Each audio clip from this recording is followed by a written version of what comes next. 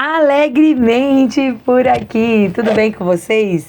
Que bom, gente, nós estamos muito felizes por essa fase que nós estamos avançando na expansão do reino, né? A palavra profética para esse ano é o ano da expansão apostólica, ano da gente levar as estacas para um outro nível, né? E nós estamos na série de devocional Kryptonita, de John Bevere. Nós estamos no capítulo 4.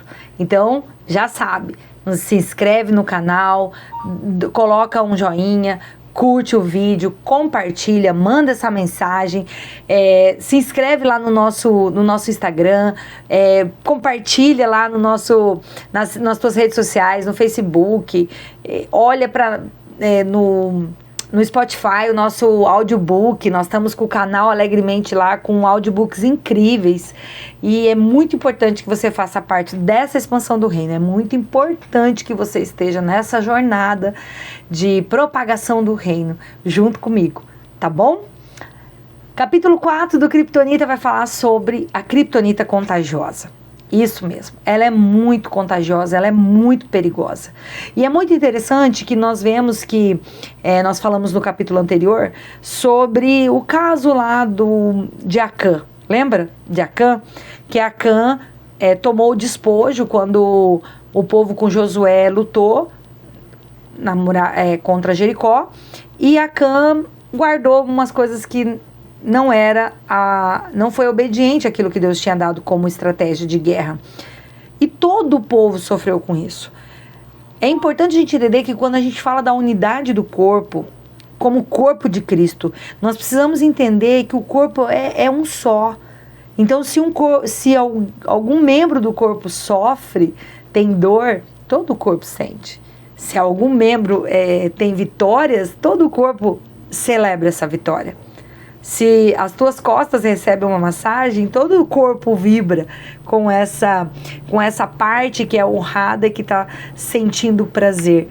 Toda a alma ama tudo aquilo que está acontecendo, o corpo, alma e espírito. E do mesmo jeito quando nós estamos expostos a uma kryptonita.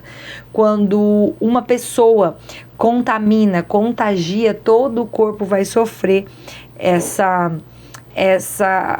o que está afetando o corpo, né? Foi o que aconteceu com esse pecado intencional de Acã contra o povo. Por mais que a nação não fizesse parte, Acã não teve cúmplices com ele, mas todo o povo de Israel ficou sob a influência da kryptonita espiritual. Eles foram expostos a essa contaminação.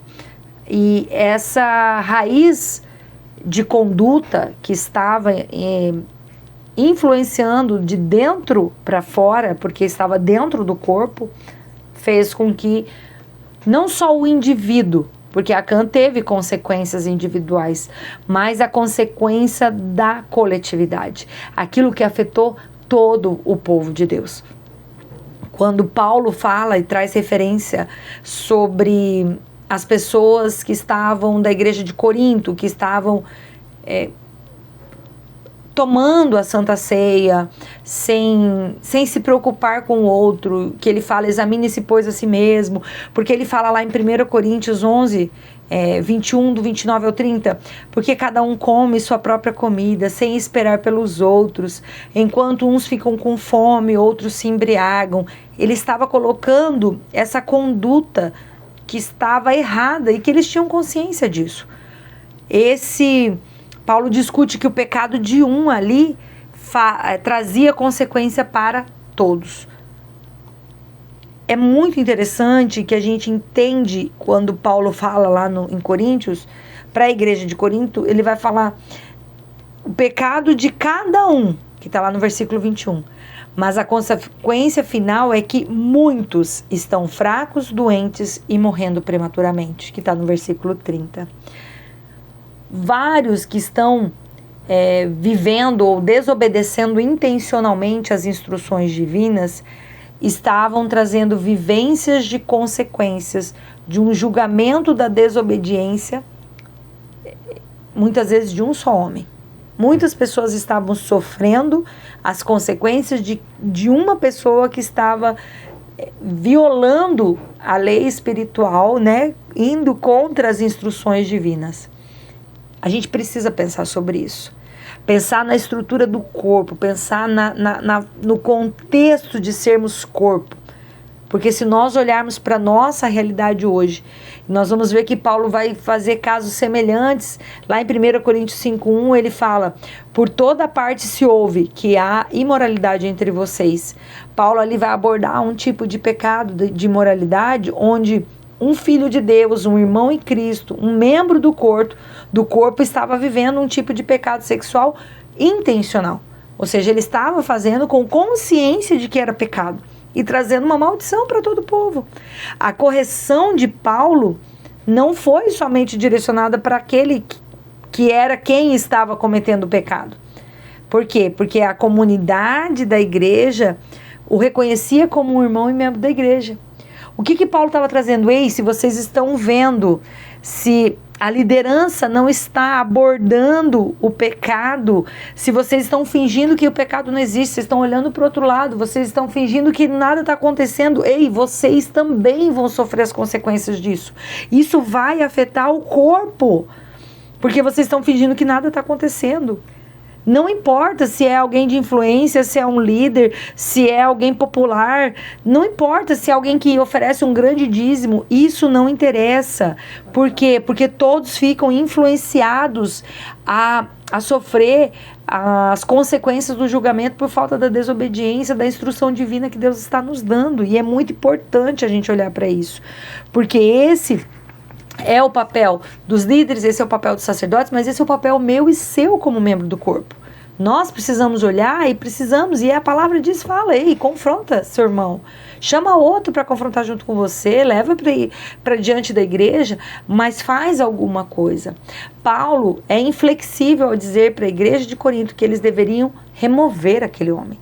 Gente, Paulo não diz assim, não, tudo bem. Não, Paulo diz assim, ei, afasta. Ele vai falar assim, 1 Coríntios 5:2, vocês devem remover esse homem da comunhão de vocês.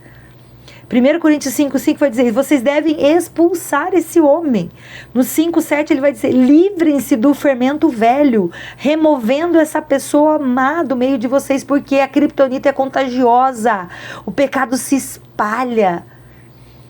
No 5:13 ele vai dizer, expulsem esse perverso do meio de vocês. Gente, em 13 versículos, ele fala 4 vezes para que ele ordena para que aquele homem fosse removido. Gente, é muito forte e é muito sério isso, porque na verdade sabemos que ele ama aquele homem, porque nada pode ser escrito nas escrituras sem ser motivado pelo amor. Então, quando Paulo confronta, ele não está confrontando como uma espécie de raiva, porque ele odeia. Não, é porque ele ama. É porque ele ama a igreja, é porque ele ama o corpo, é porque ele ama o indivíduo. Deus inspirou toda a palavra, porque Deus é o próprio amor. Mas a gente não pode ficarmos inertes, calados, como se nada diante do pecado. A liderança, toda a igreja precisa estar entendendo esse mover. Claro, se a gente parar para perguntar por que Paulo foi tão duro, né? Tão franco sobre isso. E a resposta é muito clara. Quando ele fala a seguinte declaração em 1 Coríntios 5:6, que vai dizer assim, vocês não sabem que um pouco de fermento faz toda a massa ficar fermentada? Aqui está a explosão da criptonita contagiosa. E quando a gente olha lá, nesse trecho de 1 Coríntios 5, do 7 ao 8, vai falar, os pães da sinceridade e da verdade. São realmente os pães que nós precisamos repartir. Nesse caso, nós estamos falando sobre uma festividade específica, mas havia muitas outras celebrações que eram comemoradas. Mas a lógica usada aqui por Paulo é que nós não podemos ignorar uma pessoa que está sendo dada ao pecado de forma intencional. Nós precisamos combater essa prática pecaminosa que existe no corpo, que acaba sendo um fermento, uma levadura, uma criptonita que vai contagiar todo o corpo, e nós precisamos eliminar isso de forma decisiva. Nós precisamos ser implacáveis contra o pecado. Nós precisamos sim nos arrepender, nós precisamos andar na obediência, mas todos devem arrepender-se quando há uma desobediência descoberta e voluntária à palavra de Deus. E nós precisamos combater esse fermento, combater essa criptonita, para que isso não se espalhe, para que isso não denigra, para que isso não contamine todo o corpo. Nós não podemos entender, nós precisamos entender, não é que nós não podemos, nós precisamos entender que o fermento, ele se espalha de forma muito rápida, ele não é devagar, é muito rápido. E a criptonita, ela, quando você é exposto a ela, a forma contagiosa, ela pode ser muito rápida e muito violenta. Ela não vai só te enfraquecer, ela vai te deixar doente e ela pode te matar. Quando a gente olha um membro que se arrependeu realmente do pecado descoberto e voluntariamente ele é entregue, né, entrega a sua vida a Jesus de forma completa, é óbvio que Paulo e a palavra vai dizer que a gente acolhe e a igreja recolhe e abriga e volta a fazer parte, porque nós fomos chamados para isso, para ir para o mundo e realmente alcançar as pessoas que estão perdidas, que estão vivendo um pecado, né? E a gente deve trazer isso e trazer essa nova oportunidade, essa nova condição espiritual de um renovo, de um arrependimento. A gente deve alcançar continuamente a vida dessas pessoas, a gente deve comer com elas, a gente deve ser amigo, amar, servir. Nós devemos ser e fazer como Jesus fez. O que nós não podemos é permitir que as pessoas ajam de forma intencional dentro do corpo de Cristo. Paulo não está falando aqui para a igreja de um crente que caiu em um pecado, sabe, que deu uma vacilada, que deu um escorregão, que infelizmente teve uma recaída. Não é algo pontual. Paulo aqui fala de alguém, de algum cristão que é dado ao pecado, ou seja, é aquele pecado que ele sabe que ele faz e ele permanece fazendo, aquele pecado que ele continua, que é intencional mesmo. E a gente precisa colocar essa pessoa enferma, em quarentena. Ela precisa se curar. Ela tem uma doença que é contagiosa e a gente precisa tratar, proteger a comunidade, proteger o corpo, porque senão todo mundo vai sofrer a enfermidade e as consequências. Lembra da pandemia? Quando alguém tinha a possibilidade de estar com o vírus, o que nós fazíamos? Ficava em quarentena, ficava isolado. Para quê? Para que não contaminasse o corpo, para que não colocasse a vida de outros em risco, para que não matasse outras pessoas. E Paulo faz essa declaração para aquele que é dado ao pecado, em 1 Coríntios 5:5, entreguem esse homem a Satanás, para que o corpo seja destruído e seu espírito seja salvo no dia do Senhor. Porque esse irmão, ele está em grave perigo. E ele pode realmente comprometer, na forma desse pecado intencional e voluntário, ele pode permitir. Se nós permitirmos que ele permaneça no corpo, ele pode contaminar todo o corpo. E as tribulações, as consequências que o corpo vai enfrentar, fica fora da proteção de Deus. Nós ficamos desprotegidos, porque nós estamos sendo coniventes com isso. Nós estamos, é como se nós estivéssemos autorizando ele a fazer o que ele está fazendo. E todas as tribulações, todas as dificuldades, quando nós somos colocados em quarentena, eles têm uma função principal de nos alertar, de nos trazer um despertar. A disciplina de Deus fala que Deus disciplina aqueles a quem ama. Se Ele está te disciplinando é porque você precisa acordar para algo. Quando Deus fez que o filho pródigo caísse em si é olhar para ele mesmo, olhar para a situação que ele estava vivendo e falar: ei, eu não posso continuar nesse nível de pecado, eu preciso sair disso.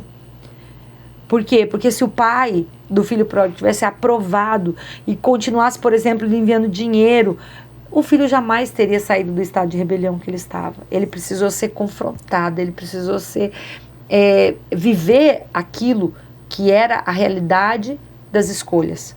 E é isso que o Senhor nos chama hoje. Porque assim como é no céu, nós precisamos trazer para a terra. E se nós somos um corpo de Cristo, todos nós podemos nos beneficiar das contribuições, né, de um indivíduo. Daquilo que uma pessoa faz, que agrada o coração de Deus, ele recebe bênção, nós podemos, como corpo, receber essas bênçãos. Mas nós também podemos sofrer as consequências de pecados descobertos e voluntários de um membro que não é confrontado, corrigido, que não é apartado, que não é tratado, e a gente não pode continuar ignorando essas questões. E a gente precisa ser corajoso para isso, para confrontar os problemas de frente, para enfrentar, para trazer o céu para a terra, para que o céu realmente esteja todos torcendo por nós, fazendo com que a igreja, o chamado para a igreja triunfante do Senhor, para que o corpo de Cristo, assim como Jesus, seja imparável na terra. Nós precisamos realmente destruir as doenças, as enfermidades, a pobreza, a falta de recurso e todas as obras do inimigo que estão afetando a igreja, precisam ser tratadas quando a igreja não se curva diante do pecado, da idolatria do pecado, da criptonita contagiosa. Nós somos chamados para realmente reinar como autoridade, sermos governantes, governar sobre a terra, né? Nós somos cheios do poder sobrenatural do Espírito Santo que habita em nós para colocar realmente o inimigo para correr debaixo dos nossos pés, isso diz a palavra. E nós não podemos ter medo de confrontar as questões, por mais difíceis que elas sejam. Nós precisamos combater, nós temos que sermos ousados para que a gente possa realmente fazer aqui na terra como é feito no céu. É claro que para entrar em ação, a gente precisa que Deus nos chame, eu e você, para vivermos uma vida livre de pecado. Vivermos uma vida completamente entregue a Ele. Uma vida santificada e consagrada. Né? Santificação é eu me separar, me separar do pecado, me limpar, me purificar constantemente. E consagrar, eu entregar tudo aquilo que Deus me deu para Ele. Uma vez que eu sou santificado, eu consagro. Uma vez que eu consagro, eu estou santificado. Isso é uma corrente, né? Quanto mais eu me santifico, mais eu consagro. Quanto mais eu me consagro, mais eu me santifico. E segundo, quando nós nos depararmos com crentes que falham, nós precisamos combater isso e não permitir que isso afete a vida deles, assim como as nossas vidas e assim como todo o corpo de Cristo.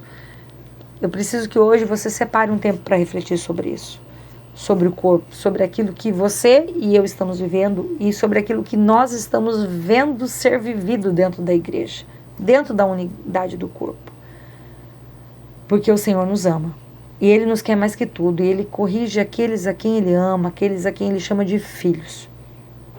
Mas Ele nos disciplina. Ele nos dá oportunidades de nós realmente mergulharmos nele, de realmente meditarmos nessas verdades espirituais, meditarmos na palavra e não nos corrompermos e não nos sermos atingidos pela criptonita contagiosa. A gente não pode permitir que as mentiras de Satanás se tornem importantes e tenham mais visibilidade dentro do corpo que as verdades do Senhor. Nós precisamos orar sobre as verdades e pedir para que Deus fale comigo e com você sobre as verdades das Escrituras, sobre a verdade da palavra, sobre a verdade que é uma pessoa, que é a pessoa de Jesus. Amém? Esse foi o capítulo 4, Criptonita Contagiosa. Que você possa se inscrever, segue, compartilha, dá o joinha, manda o aviãozinho, envia esse link para todas as pessoas. Faça com que realmente o reino de Deus e várias pessoas possam acessar essa oportunidade de que o Espírito Santo ministre o coração delas, assim como Ele ministrou no meu e no seu. Amém? Fiquem com Deus, até a próxima. Deus abençoe.